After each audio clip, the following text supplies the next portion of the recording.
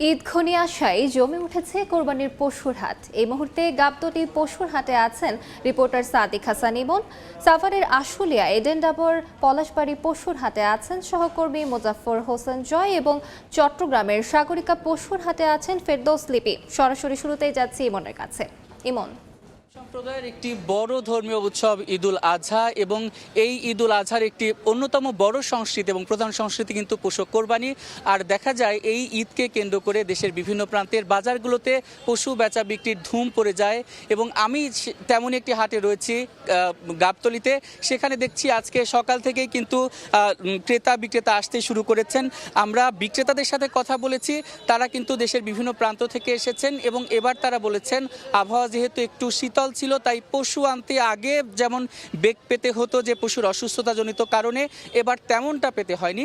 কিন্তু তারা বলছেন যে সুষ্ঠুভাবে তারা আসতে পারলেও এখন অবস্থান করলেও কিন্তু সেভাবে তারা বিক্রেতা পাচ্ছেন না।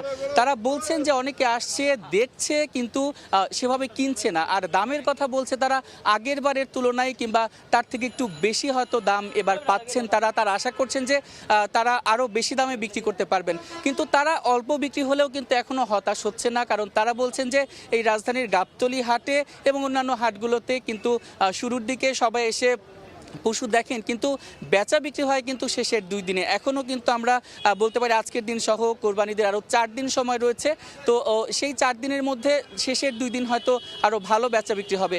বিক্রেতাদের সাথে আমরা কথা বলেছি, তারা বলছেন যে এবার আসলে তারা দেখছেন কিন্তু কিন্তু কিন্তু কিন্তু দেখা যাচ্ছে যে ঢাকায় অনেক মানুষ থাকলেও দেখা যাচ্ছে যে তারা এখনও কিনতে পারছে না, কারণ তারা পশুগুলো নিয়ে যে কোথায় রাখবে সেই জায়গার কিন্তু তাদের একটু সংকট রয়েছে। তাই ধীরে ধীরে পশু বেচা বিক্রি বাড়বে এটাই আশা করা যায়। আর সাভারে কিন্তু আমরা গরু বিক্রি আরও খবরাখবর যাবো, সেখানে রয়েছেন আমাদের সহকর্মী জয়। আমি এই মুহূর্তে রয়েছি আশুলিয়ার বৃহত্তর পশুর হাট, ডেন্ডাবর পলাশবাড়ির পশুর হাট। মূলত এখানে অনেক গরু উঠেছে, কয়েক হাজার গরু আমরা এখানে দেখতে পাচ্ছি। সকাল থেকেই দেখেছি যে টাকি গরু এখানে নামানো হচ্ছে এবং ক্রেতাদের আগমন কিন্তু ইতিমধ্যেই ঘটেছে, যেহেতু ঈদুল আজহার কারণ আছে প্রত্যেকের দ্বারে। এবং আমরা যেটি দেখেছি যে মূলত সকাল থেকে ক্রেতা এবং বিক্রেতাদের হাটটাকে কিন্তু সরগরম হয়েছে গরুর হাটগুলোতে। আমরা যদি গরুর কথা বলতে যাই তাহলে দেখা যাবে যে অধিকাংশ গরুই মূলত দেশাল গরু হিসেবে পরিচিত এবং বাড়িতে পালিত গরু, একই সাথে কিন্তু এখানে বিভিন্ন খামারের গরু এসেছে। আপনারা এই মুহূর্তে যে গরুটি দেখতে পাচ্ছেন সেটির দাম হাঁকা হচ্ছে 3 লাখ থেকে 3.5 লাখ টাকা।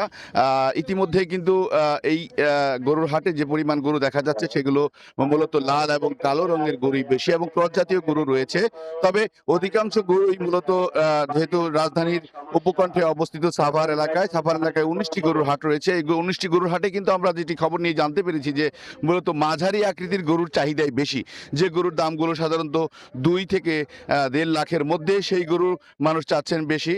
তো সাভারের এই গরুর হাটগুলোতে গরু কেনা বেচার ধুম আজকে বিকেল থেকেই আরো বেশি পরিমাণে শুরু হবে বলে আমরা জানতে পেরেছি। মূলত সাভারে যে গরুর হাটগুলো রয়েছে সেগুলোতে পর্যাপ্ত নিরাপত্তা ব্যবস্থাও জোরদার করা হয়েছে।